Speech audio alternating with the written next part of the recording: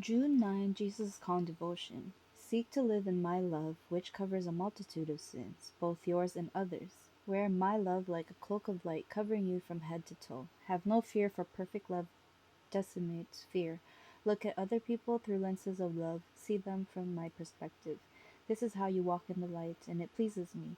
I want my body of believers to be radiant with the light of my presence. How I grieve when pockets of darkness increasingly dim the love light. Return to me, your first love. Gaze at me in the splendor of holiness, and my love will once again envelop you in light. Bible reference is taken from First Peter chapter 4, verses 8, which says, "And above all things, have fervent love for one another, for love will cover a multitude of sins." As well as First John chapter 4, verse 18. There is no fear in love, but perfect love casts out fear, because fear involves torment. But he who fears has not been made perfect in love. And last but not least, Revelation chapter 2, verse 4. Nevertheless, I have this against you, that you have left your first love. Reading the Bible in the year June 9 morning reading is taken from John chapter 18, verses 19 to 40. The high priest then asked Jesus about his disciples and his doctrine. Jesus answered him, I spoke openly to the world. I always taught in synagogues and in the temple, where the Jews always meet, and in secret I have said nothing. Why do you ask me? Ask those who have heard me what I said to them. Indeed, they know what I said. And when he had said these things, one of the officers who stood by struck Jesus with the palm of his hand, saying, Do you answer the high priest like that? Jesus answered him, If I have spoken evil, bear witness of the evil. But if well, why do you strike me?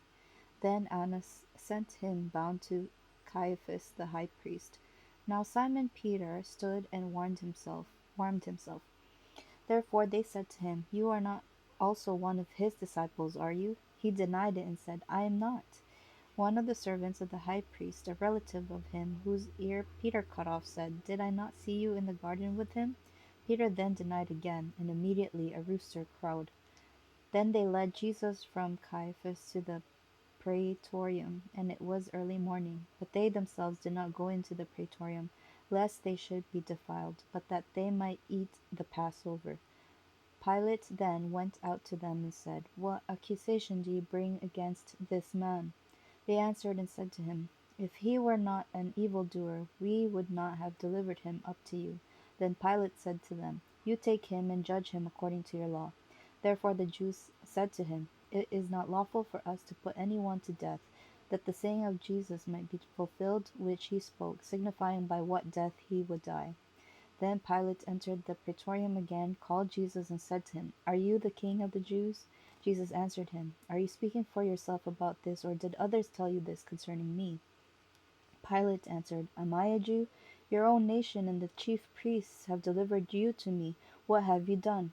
Jesus answered, My kingdom is not of this world. If my kingdom were of this world, my servants would fight, so that I would not be delivered to the Jews. But now my kingdom is not from here.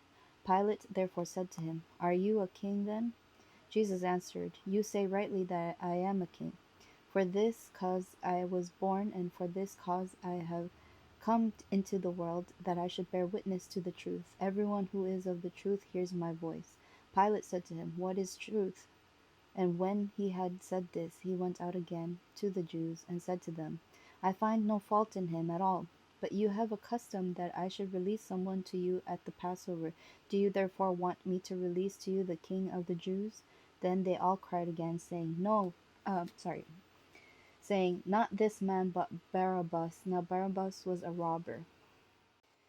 Reading the Bible in the year June 9, evening reading is taken from 2 Chronicles chapters 32 and 33. After these deeds of faithfulness, Sennacherib, king of Assyria, came and entered Judah. He encamped against the fortified cities, thinking to win them over to himself. And when Hezekiah saw that Sennacherib had come, and that his purpose was to make war against Jerusalem, he consulted with his leaders and commanders to stop the water from the springs, which were outside the city, and they helped him. Thus many people gathered together, who stopped all the springs and the brook that ran through the land, saying, Why should the kings of Assyria come and find much water? And he strengthened himself, built up all the wall that was broken, raised it up to the towers, and built another wall outside. Also he repaired the Millo in the city of David, and made weapons and shields in abundance. Then he set military captains over the people, gathered them together to him in the open square of the city gates, and gave them encouragement, saying, Be strong and courageous, do not be afraid nor dismayed before the king of Assyria, nor before all the multitude that is with him. For there are more with us than with him. With him is an arm of flesh, but with us is the Lord our God, to help us and to fight our battles. And the people were strengthened by the words of Hezekiah king of Judah. After this, Sennacherib king of Assyria sent his servants to Jerusalem, but he and all the forces with him laid siege against Lachish, to Hezekiah king of Judah, and to all Judah who were in Jerusalem, saying, Thus says Sennacherib king of Assyria, In what do you trust that you remain under siege in Jerusalem? Does not Hezekiah persuade you to give yourselves over to die by famine and by thirst, saying, The Lord our God will deliver us from the hand of the king of Syria? Has not the same Hezekiah taken away his high places and his altars, and commanded Judah and Jerusalem, saying, You shall worship before one altar and burn incense on it? Do you not know what I and my father have done to all the people of other lands? Were the gods of the nations of those lands in any way able to deliver their lands out of my hand? Who was there among all the gods of those nations that my fathers utterly destroyed that could deliver his people from any hand, that your God should be able to deliver you from my hand? Now therefore do not let Hezekiah deceive you or persuade you like this, and do not believe him, for no God of any nation or kingdom was able to deliver his people from my hand, or the hand of my fathers. How much less will your God deliver you from my hand? Furthermore, his servants spoke against the Lord God and against his servant Hezekiah. He also wrote letters to revile the Lord God of Israel and to speak against him, saying, As the gods of the nations of other lands have not delivered their people from my hand, so the God of Hezekiah will not deliver his people from my hand. Then they called out with a loud voice in Hebrew to the people of Jerusalem who were on the wall, to frighten them and trouble them, that they might take the city. And they spoke against the God of Jerusalem as against the gods of the people of the earth, the work of men's hands. Now because of this, King Hezekiah and the prophet Isaiah the son of Amoz prayed and cried out to heaven. Then the Lord sent an angel who cut down every mighty man of valor, leader and captain in the camp of the king of Assyria. So he returned shamefaced to his own land. And when he had gone into the temple of his God, some of his own offspring struck him down with the sword there. Thus the Lord saved Hezekiah and the inhabitants of Jerusalem from the hand of Sennacherib, the king of Assyria, and from the hand of all others, and guided them on every side. And many brought gifts to the Lord at Jerusalem, and presents to Hezekiah, king of Judah, so that he was exalted in the sight of all nations thereafter. In those days Hezekiah was sick and near death, and he prayed to the Lord, and he spoke to him and gave him a sign. But Hezekiah did not repay according to the favor shown him, for his heart was lifted up. Therefore wrath was looming over him and over Judah and Jerusalem. Then Hezekiah humbled himself for the pride of his heart, he and the inhabitants of Jerusalem, so that the wrath of the Lord did not come upon them in the days of Hezekiah. Hezekiah had very great riches and honor, and he made himself treasuries for silver, for gold, for precious stones, for spices, for shields, and for all kinds of desirable items, storehouses for the harvest of grain, wine, and oil, and stalls for all kinds of livestock, and folds for flocks. Moreover, he provided cities for himself and possessions of flocks and herds in abundance, for God had given him very much property. This same Hezekiah also stopped the water outlet of Upper Gihon, and brought the water by tunnel to the west side of the city of David. Hezekiah prospered in all his works. However, regarding the ambassadors of the princess of Babylon, whom they sent to him to inquire about the wonder that was done in the land, God withdrew from him in order to test him, that he might know all that was in his heart. Now the rest of the acts of Hezekiah and his goodness, indeed they are written in the vision of Isaiah the prophet, the son of Amoz, and in the book of the kings of Judah and Israel.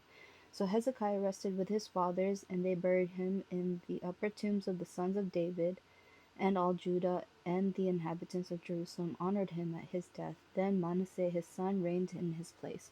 Chapter 33. Manasseh was 12 years old when he became king, and he reigned 55 years in Jerusalem. But he did evil in the sight of the Lord, according to the abominations of the nations, whom the Lord had cast out before the children of Israel. For he rebuilt the high places which Hezekiah his father had broken down. He raised up altars for the Baals, and he made wooden images, and he worshipped all the host of heaven, and served them. He also built altars in the house of the Lord, of which the Lord had said, In Jerusalem shall my name be forever. And he built altars for all the host of heaven in the two courts of the house of the Lord.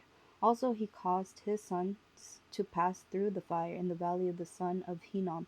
He practiced soothsaying, used witchcraft and sorcery, and consulted mediums and spiritists. He did much evil in the sight of the Lord to provoke him to anger.